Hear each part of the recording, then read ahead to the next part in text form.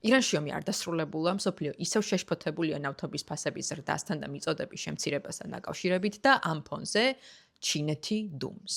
განვიხილოთ სამი მიზეზი რატომ და ბოლო მიზეზმა შეიძლება გაგაკვირვოთ. პირველ რიგში უნდა ვახსენოთ ჰორმუზის სრუტე, რომელზეც ამ არხზე საკმაოდ ბევრს ვსაუბრობთ. ირანული ნავთობის 80%-ს ყიდულობდა ჩინეთი. შესაბამისად, ომის საწყის ეტაპზე ითვლებოდა, რომ ჩინეთისათვის დიდი დისკომფორტი იქნებოდა ირანში მიმდინარე ომი, რადგან საფრთხე შეექმნებოდა მისი ნავთობის მიწოდებას.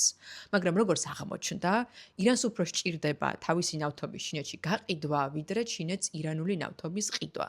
რადგან ეს 80%, რასაც ირანი ჩინეთში ყიდის, რეალურად არის ჩინეთის ნავთობმიწოდების დაახლოებით 10%. ჩინეთი არის მსოფლიოში უმსხვილესი ნავთობიმპორტიორი და მისი ჯაჭვი იმდენად დივერსიფიცირებულია, რომ ირანის ნავთობის ჩახსნამ დიდი კრიზისი არ გამოიწვია. და ამას ისიც უნდა დავამატოთ, რომ ჩინეთი მაინც იღებდა ირანულ ნავთობს, იმიტომ რომ ირანის ბლოკადა ჰორმუზის სრუტეზე ჩინეთს არ ეხებოდა. ჩინეთს ეს შეეხო მაშინ, როდესაც შეერთებულმა შტატებმაც დააწესა კონტრბლოკადა და უკვე ისიც აკონტროლებდა ჰორმუზის სრუტეში შემავალ და გამავალ გემებს. მეორე მიზეზი ასევე უკავშირდება ჩინეთის მიწოდების ჯაჭვის დივერსიფიცირებას. მისთვის რეალურად საუდის არაბეთი და ემირატები უფრო დიდი პარტნიორია ნავთობის მიწოდების მიმართულებით, ვიდრე ირანი. და სწორედ ამიტომ ჩინეთმა ღიად გააკრიტიკა ირანის თავდასხმები თავისი მეზობელი ქვეყნების ინფრასტრუქტურაზე და ამიტომ არ უჭერს ღიად მხარს ირანს.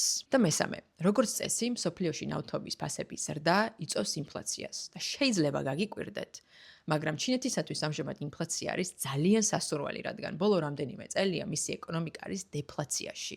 ჩინეთში მიწოდება იმდენად აღემატება რეალიზაციასა და მოთხოვნას, რომ ყველაფერი ძალიან იაფია, ხელფასები ძალიან დაბალია და ჩინეთს ახლა ძალიან სჭირდება ინფლაცია იმისათვის, რომ ბაზრები დაარეგულიროს. ანუ წარმოიდგინეთ, ეკონომიკაში დაბალი ფასები და მზარდი წარმოებაც კი შეიძლება დიდ პრობლემად გადაიქცეს და თუ ამაზე დაწვრილებით ინფორმაცია გაინტერესებთ, აუცილებლად დამიტოვეთ კომენტარები და შემოგთავაზებთ შემდეგ ვიდეოს. მე ვარ ქეთევან ჭინჭარაძე, ეს კი დამოუკიდებელი ანალიტიკური ინიციატივა ცნობისთვის.